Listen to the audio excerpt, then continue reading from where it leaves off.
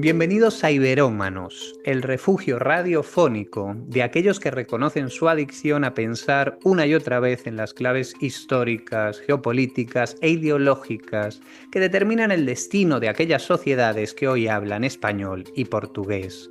Lo repito otra vez, no os confundáis, no nos mueven ni la glorificación ni la condena, ni la nostalgia imperial ni la victimización poscolonial. Los iberómanos queremos invitaros a un laboratorio irreverente, en el que un grupo de académicos y expertos de todas las nacionalidades y orientaciones desentrañarán para nuestros oyentes las incógnitas que atraviesan el pasado y el presente del mundo ibérico global. Nuestro primer móvil es la fascinación y por eso vamos a abrir el programa con una pregunta que a mí me parece fascinante. ¿Qué tienen en común la Virgen de Guadalupe, la tortilla de patatas y Simón Bolívar? Entiendo que vuestra respuesta intuitiva ante una pregunta de apariencia tan tonta debiera ser, pues, absolutamente nada. La primera, la Virgen de Guadalupe, es un icono del catolicismo mexicano. La segunda, la tortilla de patatas, pues un manjar algo alto en grasas que abunda en los garitos de Madrid. Y el tercero, Bolívar, es un estadista caraqueño del siglo XIX. Nada que ver. Pero, ¿y si os dijera que su vinculación existe y que no es tan caprichosa? Tanto la Virgen como la tortilla, como el mismo Bolívar, comparten una misión: servir como pegamentos comunitarios, como símbolos que pretenden representar el legado común de un pueblo particular. La Virgen guadalupana se ha consolidado como un hito de referencia de la mexicanidad, del ser mexicano, hasta el punto de que los presidentes del país americano la exhiben con fruición para identificarse con sus votantes. Algunos imaginan a la tortilla de patatas, no por nada apodada tortilla española, como el patrimonio gastronómico que las abuelas de toda España nos han transmitido a las nuevas generaciones, perpetuando una egregia tradición culinaria. Bolívar es el héroe patrio por definición de los venezolanos, el libertador que les legó la independencia de la que hoy son pretendidamente depositarios. Vírgenes, tortillas y bolívares son símbolos patrios, mitos que pretenden subrayar la identidad compartida de sus respectivas comunidades nacionales. Los tres nos susurran que cada mexicano, cada español o cada venezolano forma parte de una cadena de cultos y de costumbres que le conecta con sus antepasados y con sus connacionales. Ahora bien, hay otra cosa que tienen en común tanto la Virgen de Guadalupe como la tortilla española y Bolívar. Si se somete su historia a un escrutinio crítico, los tres adolecen de serias contradicciones con la idea de una tradición nacional homogénea. La Virgen guadalupana es el resultado de un sincretismo creativo, siempre tenso y nunca resuelto entre el catolicismo introducido por un agente foráneo, la monarquía española, y las cosmovisiones de las sociedades precolombinas. Más que un signo de unidad nacional, pareciera el resultado de una ensaladilla intercultural. La tortilla llamada española resulta ser una receta muy reciente, que solo se normaliza en la península ibérica entre los siglos XIX y XX y que además tiene como ingrediente principal un tubérculo traído de otro continente. Bolívar nunca quiso que existiera un Estado nacional llamado Venezuela. Él nació como súbdito español, católico y vecino de Caracas, y su sueño siempre fue que la revolución que lideraba diera lugar a una gran confederación continental, bajo cuyo gobierno representativo prosperasen los habitantes de todos los Andes, ya fueran de Quito, de Bogotá, de la isla Margarita, de Lima o de Chiloé. Estos tres símbolos patrios, elegidos al azar entre muchos otros millones de los mismos, nos permiten confrontar la fuerza y la endeblez que caracterizan simultáneamente a la idea moderna de la nación. La mayoría de los habitantes del mundo hemos naturalizado la creencia de que pertenecemos a una comunidad nacional, de que ésta posee un pasado, un territorio y una personalidad colectiva unívoca que ha cristalizado de manera espontánea y que nos define como individuos. Pero, ¿y si, como lo han defendido algunos historiadores y sociólogos durante las últimas décadas, las naciones fueran simplemente un invento, un artefacto narrativo y propagandístico que les sirve a ciertos poderes para modular nuestros comportamientos? Esta incógnita nos enfrenta a un problema que va mucho más allá de los platos típicos, de los rezos dominicales y de las arengas bolivarianas. Desde que las monarquías imperiales de antiguo régimen se deshicieron como un azucarillo a comienzos del siglo XIX, en el mundo ibérico global todo o casi todo ha pasado por el tamiz del nacionalismo. Los países legitiman su dominio territorial apelando a la soberanía de la nación. Los gobiernos y parlamentos aprueban leyes en nombre de la nación. Y todos nosotros somos depositarios de nuestros derechos civiles, políticos y sociales porque pertenecemos legalmente a una nación, ya sea esta España, México, Chile, Guatemala, Perú, etcétera. ¿De dónde viene este protagonismo de las naciones en nuestra vida comunitaria? ¿Qué son exactamente las naciones y los nacionalismos? ¿Son instrumentos de cooperación y libertad o de manipulación y subordinación?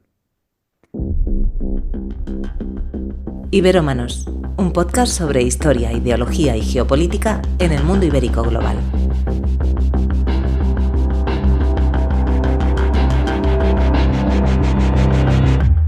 Con Rodrigo Escribano Roca, investigador del Departamento de Historia Internacional y Global del Instituto de Historia del CSIC. Para responder a estas preguntas, hoy nos acompañan dos autoridades en la materia.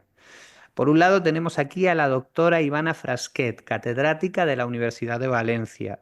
Ivana es una de las expertas más consolidadas a nivel nacional e iberoamericano en la historia de un momento que se caracteriza o de un periodo que se caracteriza por ser una suerte de laboratorio en que van emergiendo distintos proyectos de construcción de estados nacionales y de nacionalismos, tanto en España como en América Latina.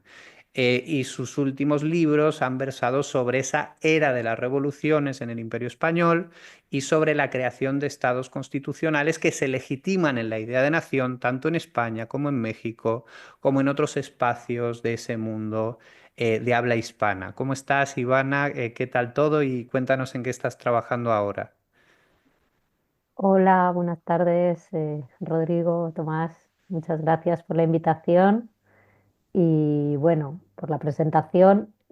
Ahora mismo pues ando intentando revisar un manuscrito que llevaba algunos años dormido en el cajón, aprovechando que este cuatrimestre no doy clase, a ver si soy capaz ya de darlo a la luz y bueno, y pensando nuevas preguntas para no mantenerme ociosa, que es algo que no sé hacer.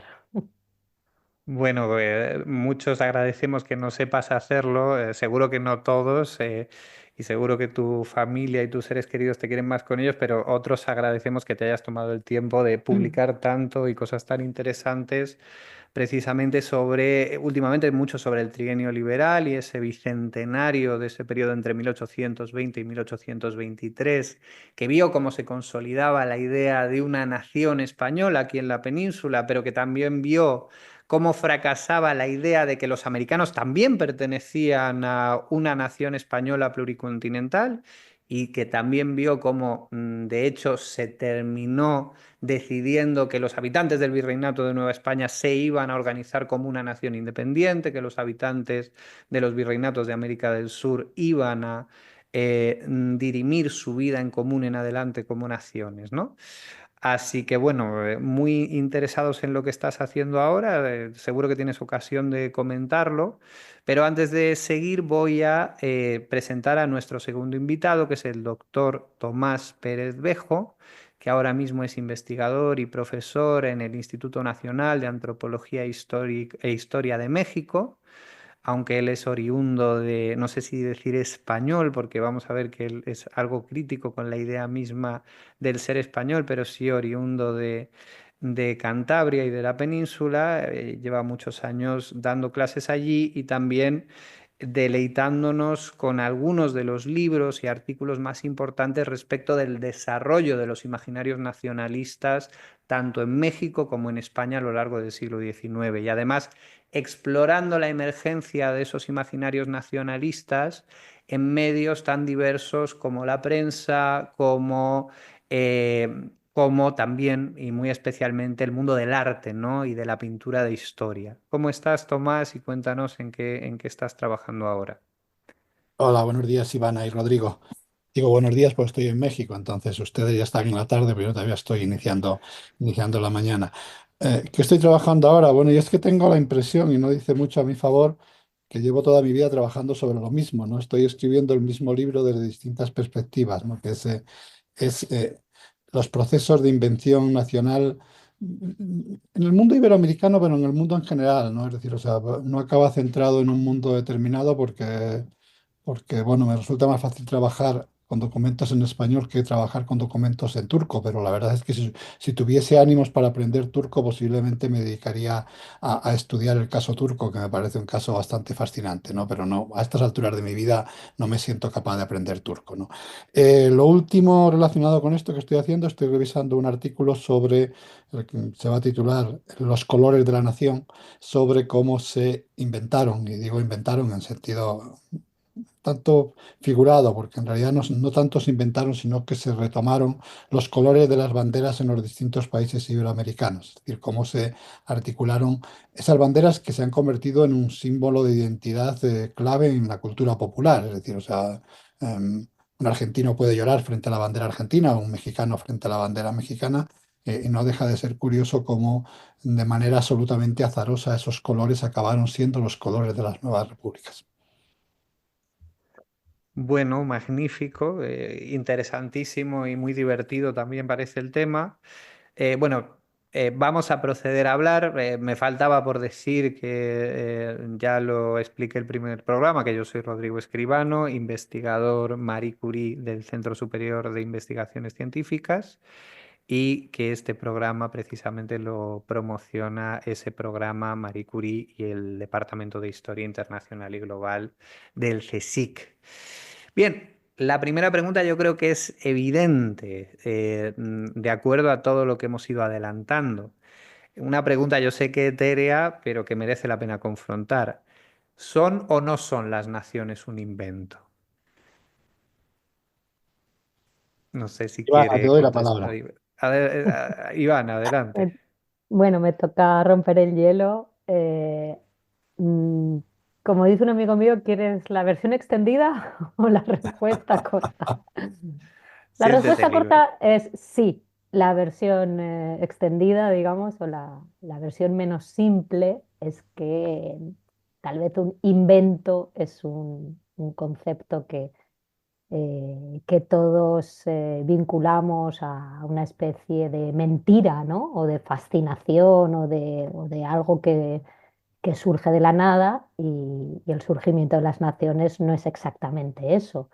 No es una mentira o no es algo que surge sin más, sino que es más bien un constructo, ¿no? Una construcción histórica y como tal, pues tiene sus raíces, tiene sus causas y tiene su tiempo y su espacio de nacimiento y sus motivos por los cuales nacieron estas naciones que entiendo eh, estamos manejando un concepto de nación moderno, un concepto de nación que podríamos llamar político y que por lo tanto se vincula también al surgimiento en un momento muy concreto de la historia global, de la historia del mundo, que es desde finales del siglo XVIII hasta más o menos mediados o finales del siglo XIX, ¿no? Entonces, bueno, como, como de formación profesional de historiadora, habría que situar, ¿no? En el tiempo y en el espacio esa construcción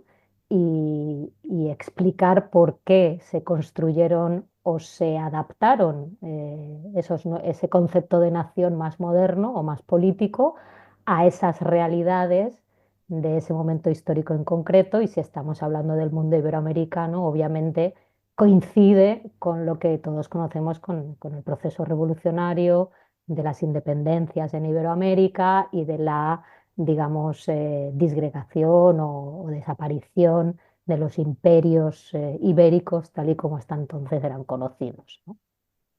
Bueno, muy interesante. Ivana de manera muy precisa nos lo explica y también introduce ese apunte temporal. Es decir, Claro, gracias a historiadores como Ivana o al Diccionario de los Conceptos Políticos Iberoamericanos de Fernández Sebastián y de Wasserman, sabemos que, oye, la palabra nación, al menos en español o en portugués, se utilizaba mucho antes de las revoluciones liberales y constitucionales que rompen con las monarquías de Portugal y España en América y con el sistema de antiguo régimen.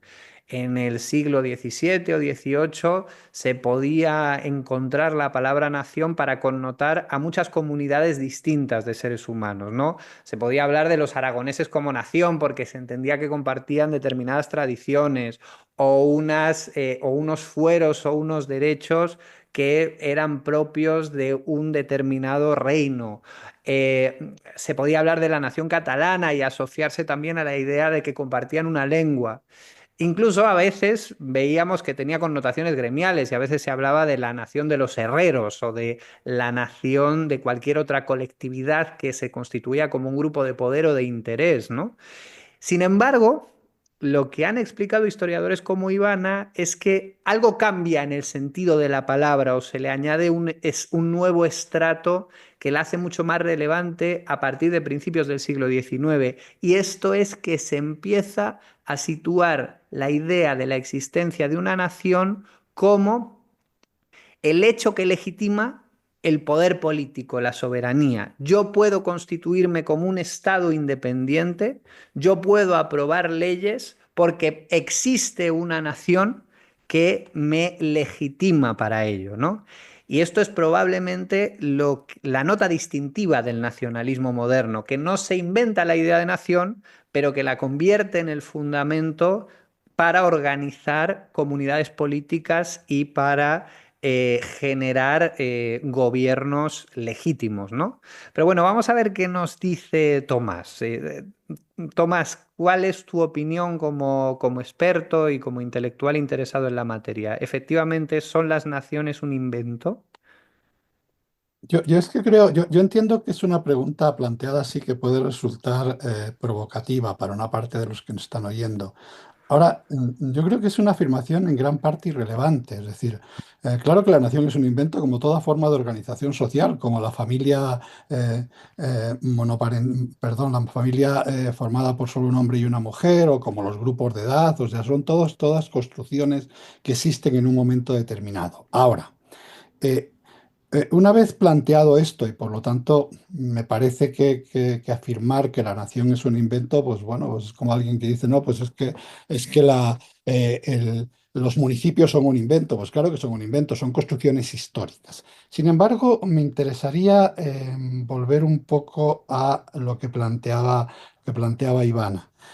Es un invento, pero esto no significa A, que tenga eficiencia social, que exista como realidad social. Es decir, a lo largo de la historia, en los dos últimos siglos, yo también coincido con Ivana que no se puede alargar más allá de esto, tal como la entendemos hoy, no quiere decir que no existiesen naciones antes.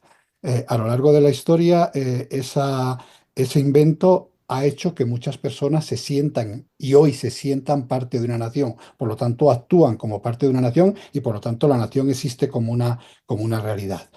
Ese sería el punto primero. El punto segundo es que es una invención hecha a partir de realidades, es decir, o sea, no es completamente ficticia. Cuando estamos hablando de la nación española, de la nación argentina, de la nación mexicana, de la nación catalana, estamos utilizando datos históricos que tienen realidad, que existen como realidad, es decir, o sea, que no nos lo estamos inventando. Y el tercer aspecto que me gustaría precisar con respecto a esto, y que este ya sí que un poco lo has explicado tú, Rodrigo, y también Ivana, tiene que ver con el hecho de que tenemos que referirnos a de qué hablamos cuando utilizamos el término nación, porque una cosa que los historiadores sabemos muy bien, y yo no sé si el público general lo sabe tanto, es que los términos varían su significado a lo largo del tiempo. Y desde luego no tiene nada que ver cuando alguien emplea el término nación en el siglo XVII y, por ejemplo, utiliza el término de la nación de los labradores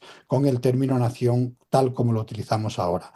Y sobre todo, por eso que tú acabas de decir también, porque lo que ocurre es que la nación a partir de finales del siglo XVIII adquiere densidad política, es decir, se convierte en sujeto político. Y esto sí que es una novedad absoluta, es decir, la idea de que la legitimidad del ejercicio del poder pasa por ejercerlo en nombre de la nación. Yo diría que no solo adquiere densidad política, sino que se convierte en el mundo contemporáneo en el fundamento exclusivo y excluyente de legitimidad del ejercicio del poder. O dicho de otra forma, menos enrevesada. En el mundo contemporáneo, sí, sin nación no hay Estado legítimo posible. ¿Y cómo se explica esto? Porque es fascinante en el sentido de el éxito tremendo que ha tenido este principio, no solo ya en el mundo de habla hispana, que es evidente por ese paso de una monarquía imperial que se legitima en un principio dinástico y en un principio religioso, a de repente una familia de estados que todos ellos de repente cuentan con una nación, ¿no? De repente en un periodo de unos 100 años surgen los mexicanos, surgen los españoles entendidos como una comunidad con una identidad compartida que está arraigada en la península ibérica, surgen los chilenos, surgen los peruanos, y hasta hoy en día se consolida esta idea de que nos define nuestra nacionalidad. Y esto no solo en el mundo iberoamericano, como digo, sino también en el resto del mundo vemos cómo cualquier ciudadano está vinculado a algún Estado-nación que se justifica a sí mismo en la construcción de una historia nacional, de unos símbolos patrios, de un sistema educativo nacional que trata de nacionalizar las costumbres, que trata de nacionalizar la lengua. ¿Por qué este éxito tan rotundo del nacionalismo a partir de la modernidad? Bueno, yo diría que el éxito lo trae un poco también el momento histórico, ¿no? Y vuelvo a arrimar el ascua a mi sardina a la cuestión de la historia. Si perdemos de vista el momento en el que surgen el concepto moderno y político de nación, pues entonces no comprenderemos en todas sus dimensiones por qué surge y por qué había necesidad de que surgiera. Y yo creo que había una necesidad porque evidentemente las sociedades, digamos, más avanzadas, más maduras, estaban en un momento histórico en el que tenían que posicionar y evolucionar hacia, pues eso, hacia la superación del ejercicio del poder tal y como se detentaba entonces por parte de los estados existentes. Y con esto me refiero a algo que el público que nos puede escuchar puede entender, ¿no? Es decir, las monarquías absolutas o absolutistas, el ejercicio del poder en una única persona que gobernaba sobre un conjunto, ¿no?, de vasallos y de súbditos, y toda esa maduración del racionalismo, de la ilustración, del pensar en los derechos que los ciudadanos o que los habitantes de un determinado país debían tener, llevó a que el ejercicio de ese poder debía cambiar. Y ahí es cuando surge esa idea de soberanía nacional. Es decir, que se adapta o se adopta, mejor dicho, ese concepto que existía de nación y que designaba otras cosas y se le carga de carga política, vamos a decirlo así. Se le convierte en el sujeto de poder, ¿no? La nación va a ser el sujeto de poder y va a estar repartida esa soberanía, ese poder en el conjunto de esos habitantes que además forman o que forman parte de ese Estado. Aquí no hemos hablado todavía, pero pues surge la idea de que además esa nación política debe tener unos límites territoriales, es decir, unos límites físicos, ¿m?, para constituirse. Y esa identificación del Estado con la nación y de un Estado que a partir de entonces debe ser un Estado que garantice ciertos derechos a esos ciudadanos, y por lo tanto surge ese concepto también de ciudadanía política. ¿M? Todos recordamos y conocemos, aunque sea someramente, la Revolución Francesa, la Revolución de las 13 colonias, ¿no? Esos momentos históricos en los que se está transformando la existencia de cómo existían anteriormente los estados, dónde recaía la soberanía, quién detentaba el poder y cómo se traspasa hacia el ejercicio de una soberanía compartida, de una soberanía nacional representada, esa voluntad en unas cortes, en un parlamento, en la existencia de una constitución, todas esas cuestiones, ¿no?, que forman el momento, digamos, el núcleo teórico que para ponerse en práctica tiene que llevarse a la práctica mediante un sistema, mediante una revolución, vamos a decirlo así, porque en ese momento no hay experiencia constitucional tal y como ahora entendemos también esas constituciones modernas. Entonces yo creo que el éxito por el que tú preguntabas, Rodrigo, en mi opinión, tiene que ver en que, digamos, se globaliza, se socializa, vamos a decirlo así, en una gran cantidad de personas, que son los individuos que habitan esos estados, que a partir de entonces van a poder tener una serie de derechos. Evidentemente, y todos sabemos que luego esos derechos van a estar limitados, que no van a ser para todos iguales en el surgimiento de esas naciones, y que andando el tiempo, cuando vayan evolucionando esos estados-nación, pues ya se van a poder ir, digamos, modulando, modificando y ampliando, ¿no? Hasta las democracias actuales, ¿no? En las que vivimos. Pero yo creo que el éxito inicial es la superación de esos estados absolutistas y por lo tanto la democratización de alguna manera, porque también la democracia entendida a finales del siglo XVIII y principios del XIX, que no es un concepto como el actual, y aquí lo ha explicado muy bien Tomás en su anterior intervención, ¿no? Es decir, los conceptos son históricos y como tal se van modulando, van cambiando de significado a lo largo del tiempo, pero aquellos que finales del siglo XVIII y principios del XIX construyeron esa idea de nación política y de soberanía nacional identificada con un Estado, hablaban en esos momentos de democratización, obviamente, frente al absolutismo existente. Y yo creo que eso es parte del éxito de un constructo histórico que en ese momento responde a las necesidades históricas de esas sociedades. Bueno, Iván ha dado claramente con una clave muy importante para los oyentes. Y lo digo porque, y vamos a hablar de eso al final del programa, pero hoy tendemos casi a pensar en el nacionalismo como algo opuesto a un cierto cosmopolitismo democrático y también tendemos a asociar el nacionalismo con algunos movimientos ideológicos con los que terminó convergiendo en algunos puntos del siglo XX, como el nazismo o ciertas creencias xenófobas.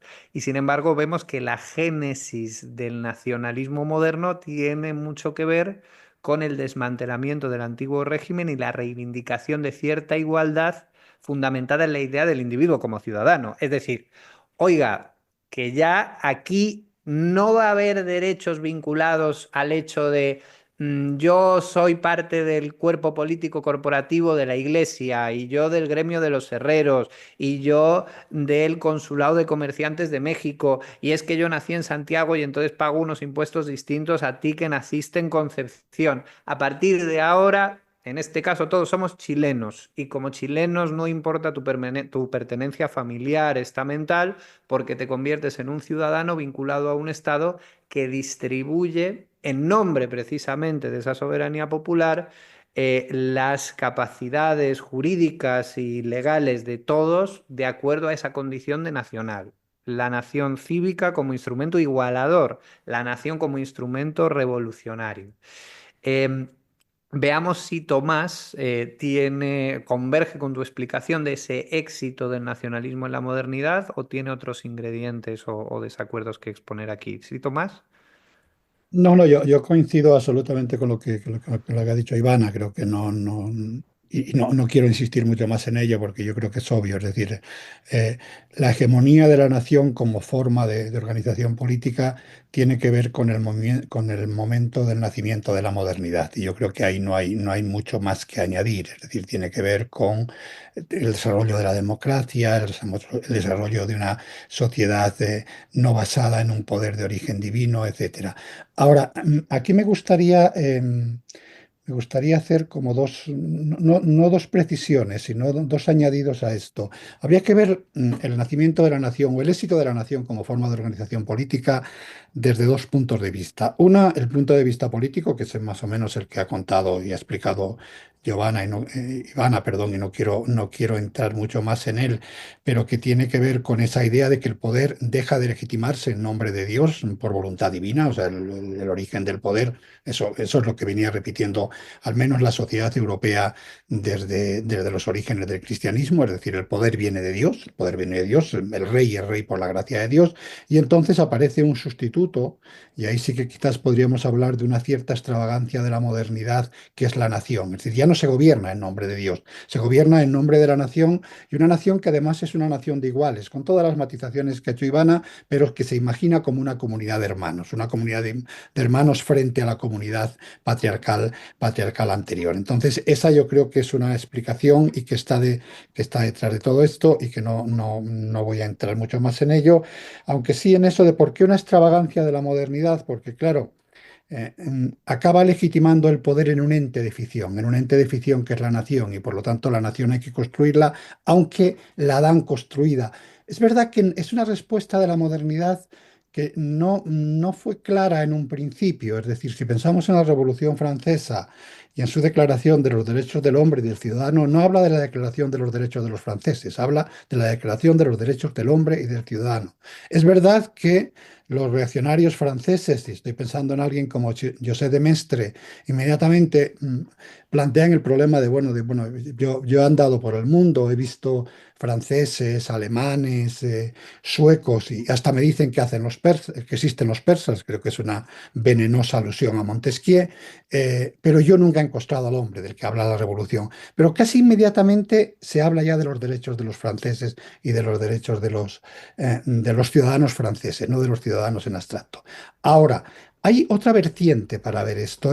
Eso visto desde la perspectiva del poder es así, de cómo legitimamos el poder. Pero ¿qué encuentran los ciudadanos en esa forma de movilización política que es el nacionalismo y la idea de la pertenencia a una nación? Yo ahí espero, no quiero ser demasiado pedante, ¿no? Pero hay un texto viejísimo de un sociólogo alemán que se llama Tönnies y que él distingue entre sociedades societarias y sociedades comunitarias. Entonces, las sociedades societarias son sociedades frías, él ya habla de relaciones frías, son relaciones mercantiles, de derechos, etcétera, y las sociedades comunitarias son sociedades en las cuales lo que predominan son las relaciones afectivas, las relaciones no vinculadas en el intercambio. Yo creo que uno de los grandes éxitos de la nación es que frente a la intemperie afectiva creada por la modernidad, la nación recrea en un plano simbólico los lazos de las sociedades comunitarias. Es decir, la nación, a diferencia del Estado, es una comunidad caliente, es una comunidad en la cual predominan las relaciones afectivas de pertenencia comunitaria, de unión, de solidaridad, etcétera, etcétera. Y yo creo que es muy difícil de argumentar, es muy difícil de demostrar lo que estoy diciendo, pero creo que sin ese componente de recuperación de lazos que la modernidad tiende a acabar, porque somos sociedades societarias en las cuales los individuos nos intercambiamos cosas, pero no hacemos un intercambio, digamos, estrictamente afectivo. La nación eso sí lo recrea y lo recrea de forma muy bien. Si pensamos en toda la simbología de la nación se imagina como una gran familia, una comunidad de hermanos en la cual se ayudan unos a otros, pertenecen además, no es una pertenencia utilitaria, sino que es una pertenencia marcada por la sangre. Y ahí me gustaría, y para abrir el debate hacia otras partes, me gustaría añadir un elemento que me parece que es central y que además, curiosamente, está en el concepto de nación desde sus orígenes en el latín del Bajo Imperio Romano, que es el componente genealógico de la nación. La nación es una gran familia. La nación está formada por aquellos que somos parte o que tenemos unos mismos antepasados comunes.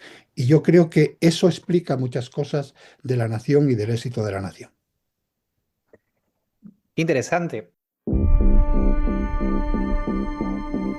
Escuchas Iberómanos, un podcast sobre historia, ideología y geopolítica en el mundo ibérico global.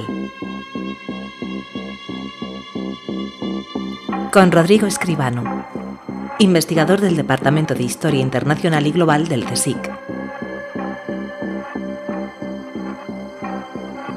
Locución: Isabel Fernández Morales. Producción: Unidad de Divulgación, Cultura Científica y Edición Digital del Centro de Ciencias Humanas y Sociales del CSIC.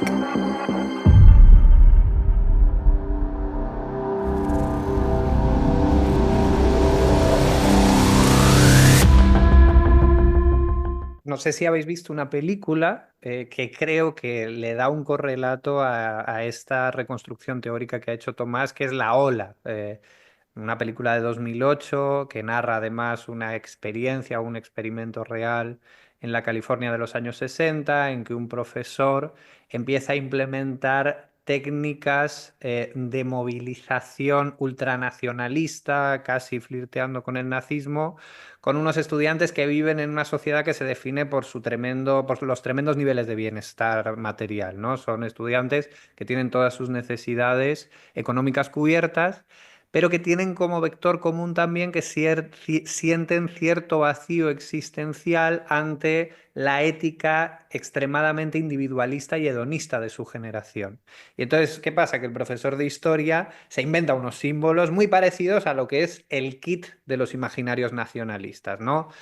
Pues un gesto que todos comparten, empiezan a identificar, a vestirse igual, empiezan a excluir a aquellos que no forman parte del movimiento de ciertas actividades comunitarias como el deporte, y empiezan a mejorar su capacidad cooperativa entre sí, y empiezan a sentir que se liberan de ese vacío previo de una sociedad demasiado atomizada, de una sociedad basada en el consumo, pero que no les entrega determinadas certezas ontológicas.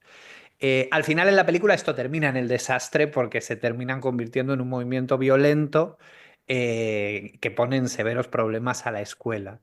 Pero claro, aquí yo creo lo que ha dicho Tomás, lo que ha dicho Ivana nos ha dado la clave política del éxito del nacionalismo contemporáneo, Tomás nos ha dado también una clave de tipo ético-moral, existencial, vinculado con el advenimiento de la modernidad.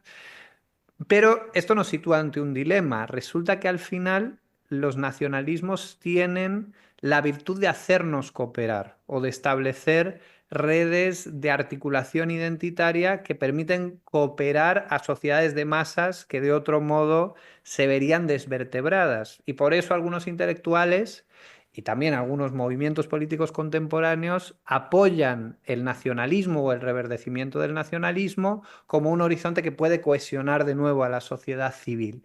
¿Qué pensáis? ¿El nacionalismo efectivamente ha tenido esa virtud o tiene dentro de sí más peligros que posibilidades, sobre todo pensando en el mundo contemporáneo?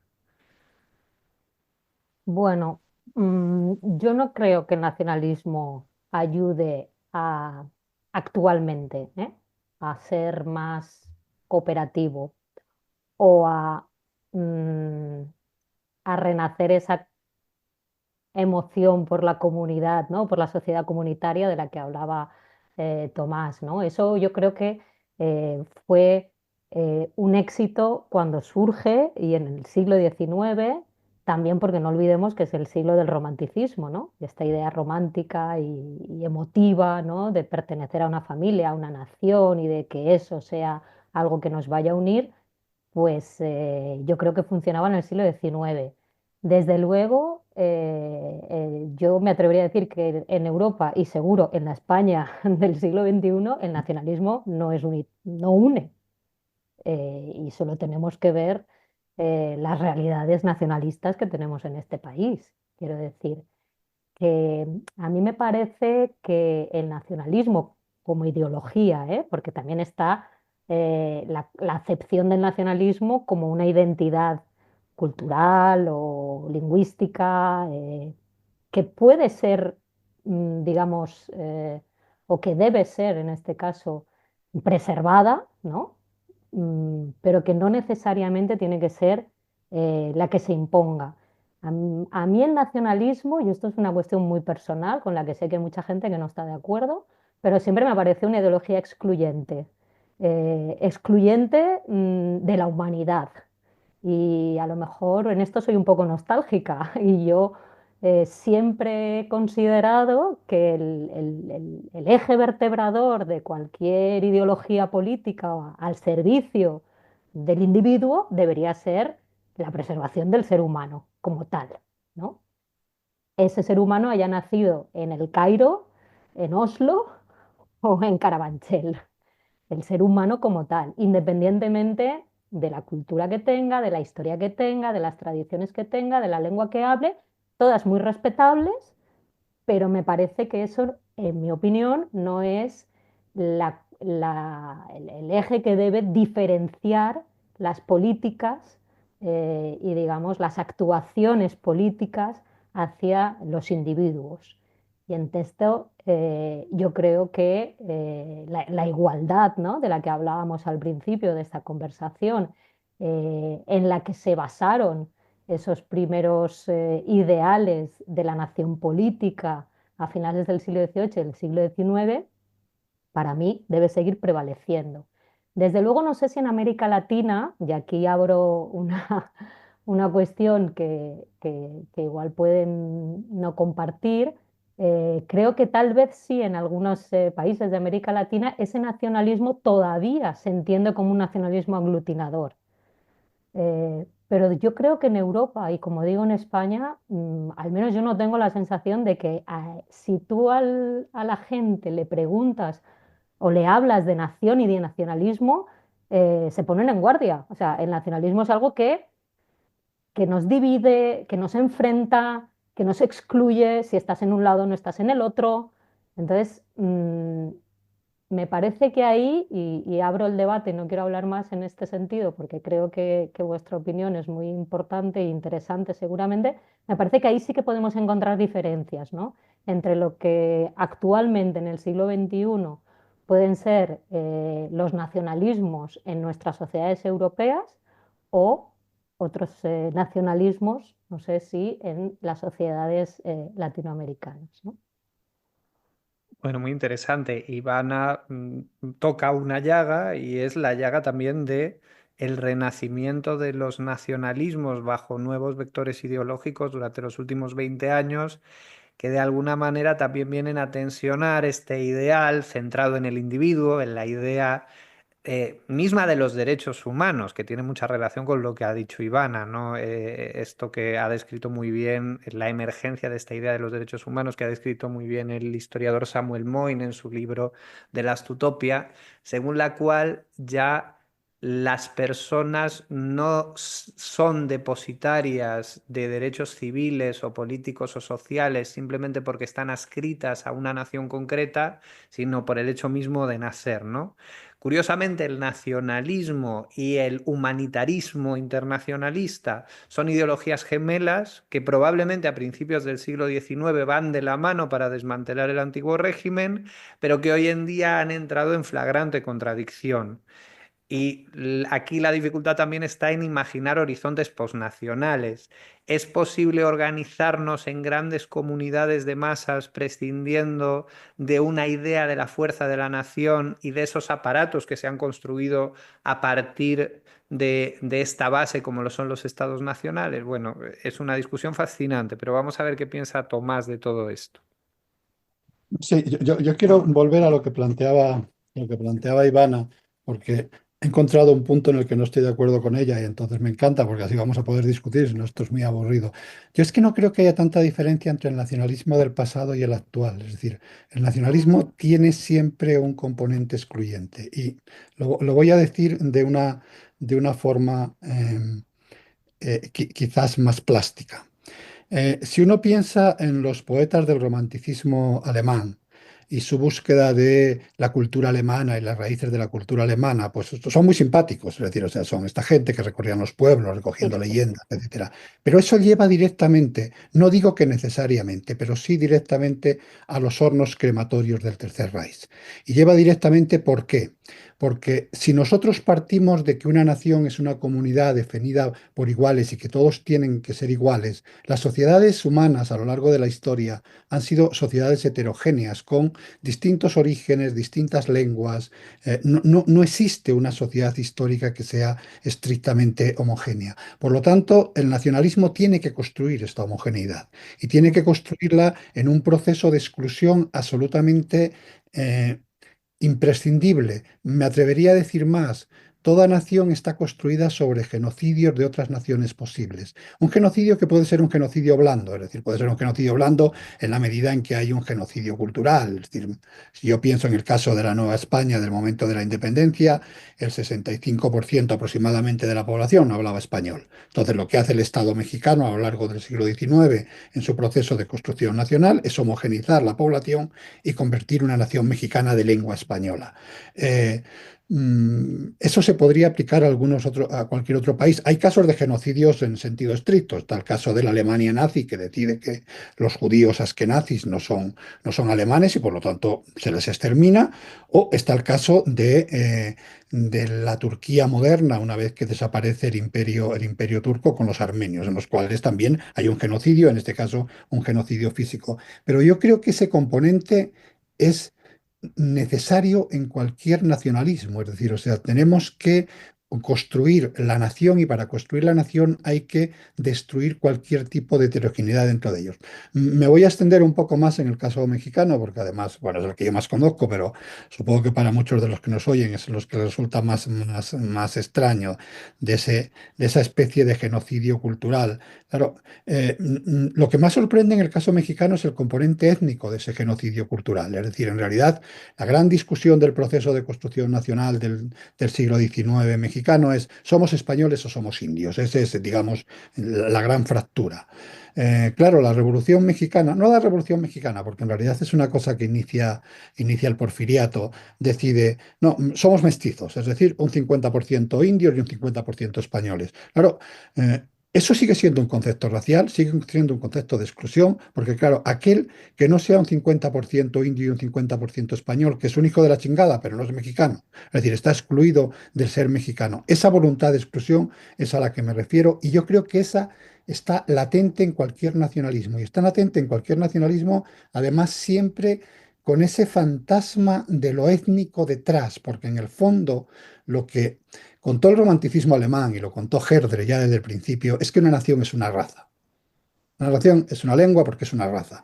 Y eso yo creo que en el caso de España, si vemos todos los discursos nacionalistas, me da igual del nacionalismo español que de los nacionalismos periféricos, hay un componente de exclusión del otro, del que no Ujú. habla mi idioma, del que tiene un origen distinto al mío. Y eso creo que forma parte del ADN de cualquier nacionalismo.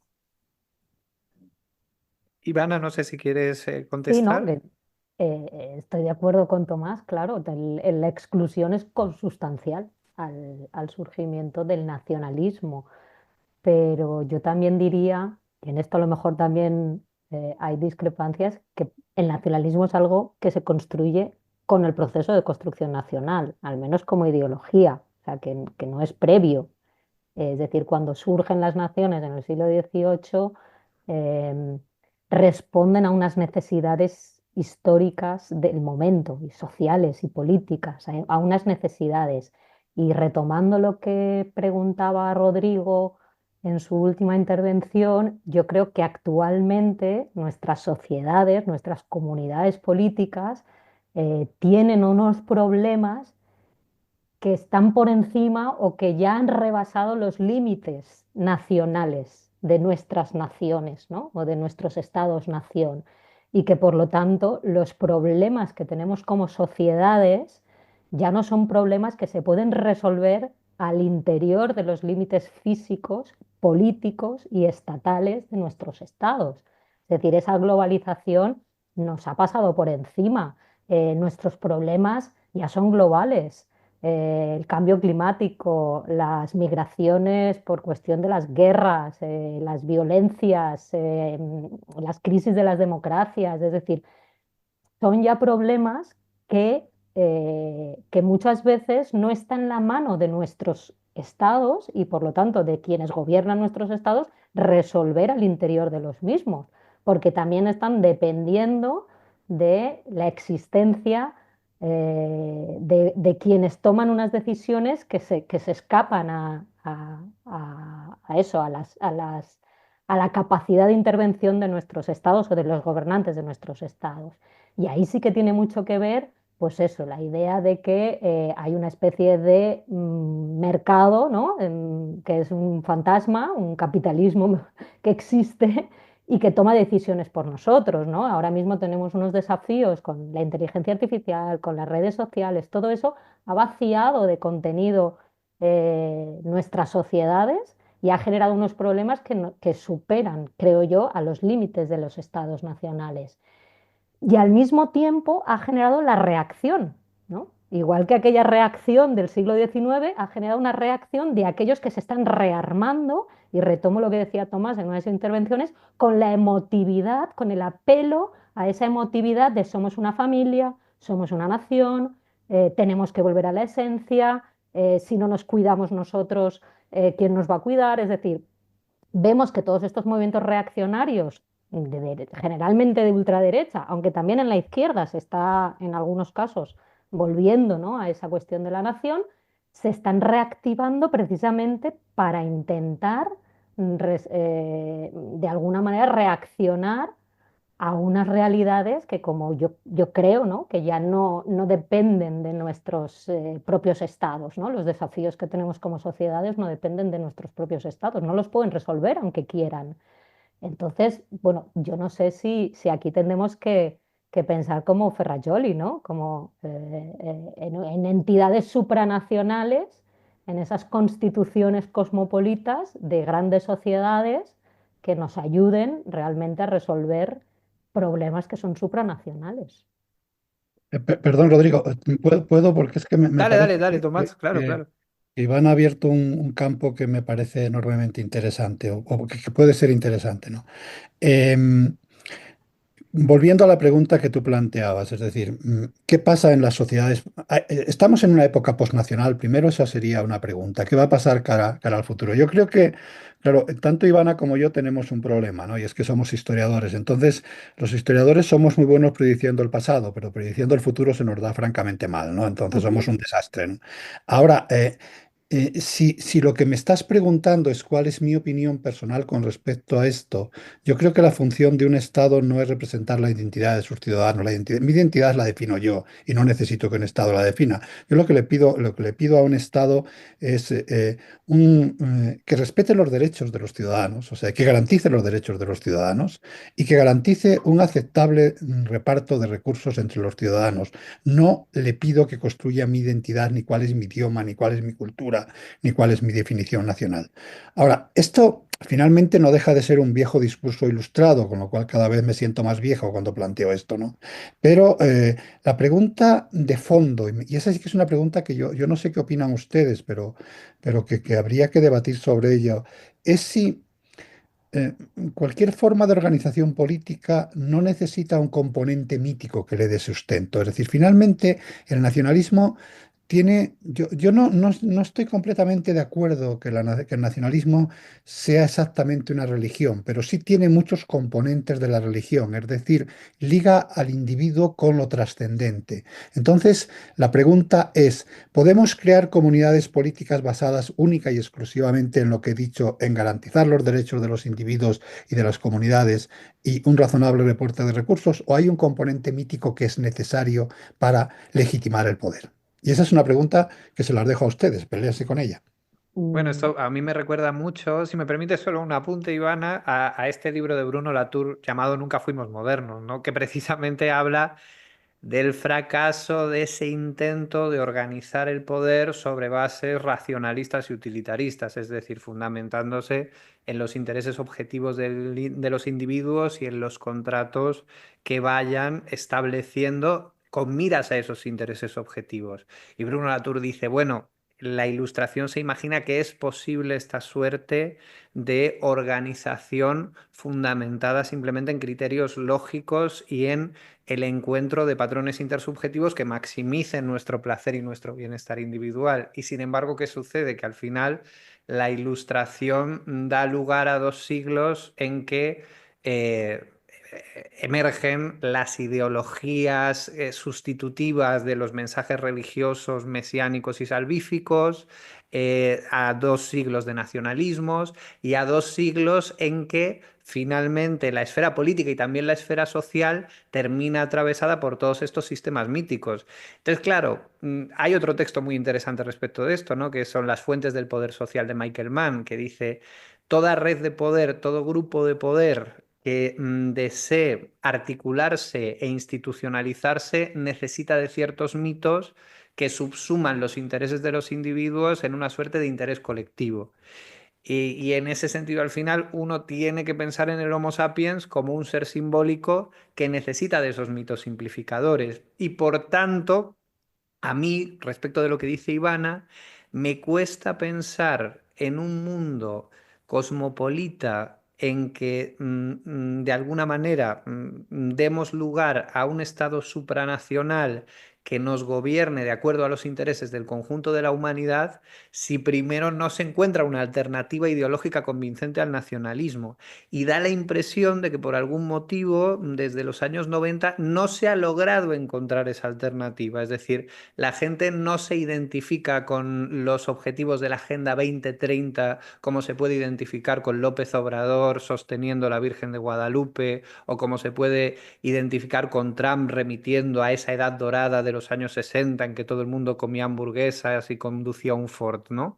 Entonces da la impresión de que el nacionalismo tiene esa capacidad simbólica y esa resonancia experiencial que le da un poder tremendo para significarnos como comunidad. Y esas alternativas supranacionales, cosmopolitas, basadas en la tradición ilustrada, da la impresión de que no han logrado calar en nuestros afectos. Entonces, ¿cómo resolver este problema? Yo creo que es uno de los grandes nudos gordianos de este mundo post-global en el que estamos, al que estamos transitando y de manera muy amenazante y muy peligrosa, ¿no? Pero bueno, Ivana, por favor. No, simplemente, bueno, respecto a lo que comentabais ahora, claro que, pues bueno, es una cuestión muy, muy compleja esta de prescindir de los mitos, ¿no?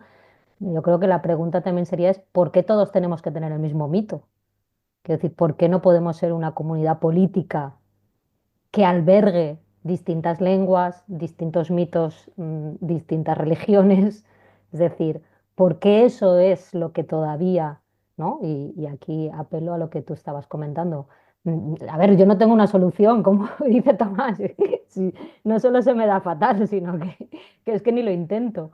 Pero la cuestión es ¿por qué todavía nos cuesta tanto romper aquello que construyeron esos padres fundadores, ¿no? De finales del siglo XVIII, de identificar a una nación, un Estado? En más de 200 años no hemos sido capaces, la sociedad no ha sido capaz de decir, bueno, ¿por qué no un Estado con muchas naciones? ¿Y por qué esto no puede ser más grande? Y seguimos dependiendo de que cada uno quiere sus mitos, y ahí está un poco lo que hablábamos al principio, ¿no? El éxito de esa construcción, de esa nación, de esa invención, pero que creo que objetivamente ya no responde a las necesidades actuales, más que a unas necesidades emotivas de no perder o de anclarse a un pasado que además ahora, pues eso, reaccionan no solo frente a la cuestión emocional o afectiva, sino también frente a cuestiones muy crematísticas, ¿no? Es decir, prácticamente eh, casi todos los movimientos que han hecho un repliegue hacia el nacionalismo son movimientos de ultraderecha que además defienden en muchos casos, como es en el caso de España, un neoliberalismo salvaje que va mucho más allá de casi de cualquier capitalismo que pudiésemos conocer, ¿no? Hasta la fecha. Entonces ahí son componentes que, bueno, a tener en cuenta en una evaluación y en una proyección hacia un futuro. Pero bueno, yo no tengo la solución, solo pongo el problema encima de la mesa. Tomás, no sé si querías comentar algo.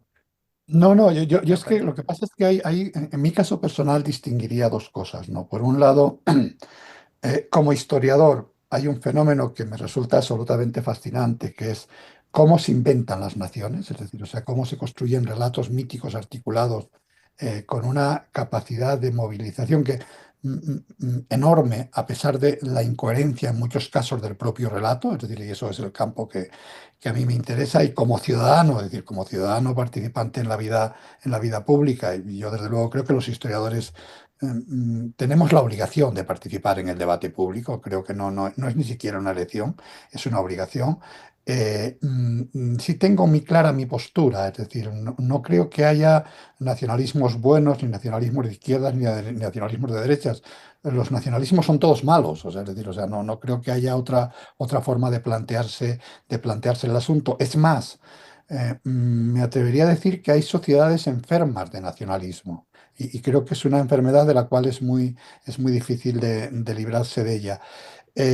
Pero siempre me asalta la duda de si este discurso, que insisto, no deja de ser un viejo discurso ilustrado, no comete un error y es olvidar algo antropológico a nuestra especie, ¿no? Que es esa necesidad de distinguir entre ellos y nosotros, entre un nosotros en el que priman las funciones de solidaridad y un ellos que son esos ajenos. Ahora, frente a esa duda, que ya veo, Rodrigo, que tú te parece que esa duda te asalta tanto como a mí o más, frente a esa duda, mi pregunta es, ¿eso es una realidad antropológica o es una construcción histórica?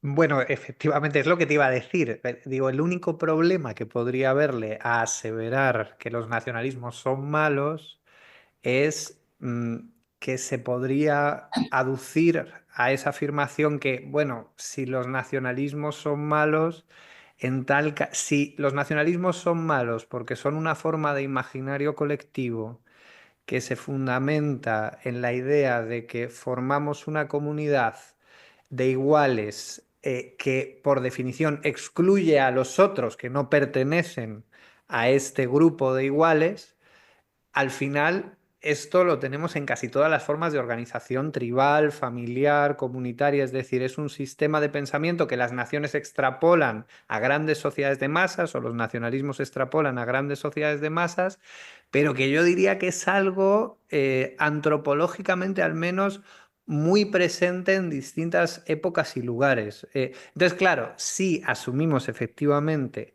que necesitamos de imaginarios comunitarios míticos que siempre tienen un pozo excluyente para organizar nuestras redes de cooperación y nuestras pertenencias intersubjetivas, entonces el nacionalismo no podríamos tacharlo de malo, sino o como mucho de una suerte de mal necesario, ¿no? Ahora bien, como tú dices, y creo que iban a querer hablar, ¿no? La pregunta es, necesariamente para construir sistemas de pertenencia y de cooperación intersubjetiva necesitamos esas comunidades que dependen de la exclusión de un otro.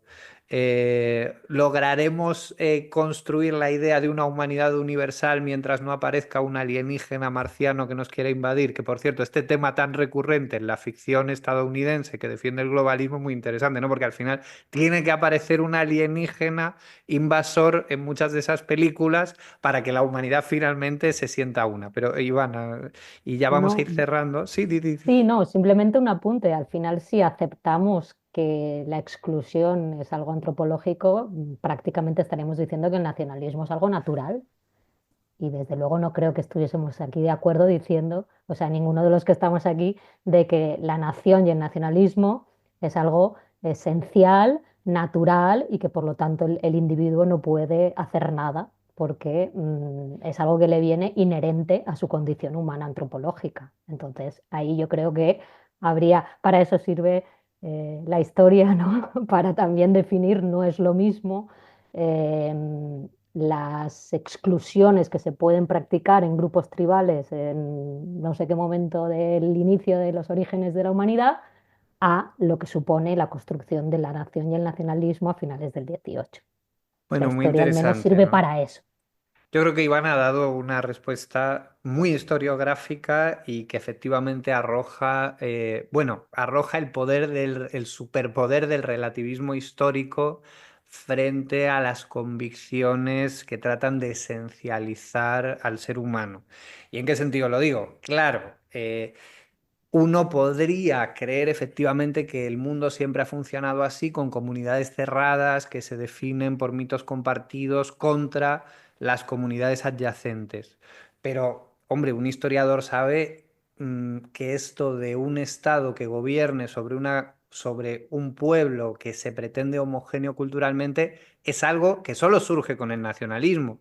Es que antes de eso pensemos en todos los imperios que dentro de sí tenían distintas etnias, distintas lenguas y que convivían bajo sistemas de leyes que les permitían cooperar entre sí en mayor o menor medida, ¿no?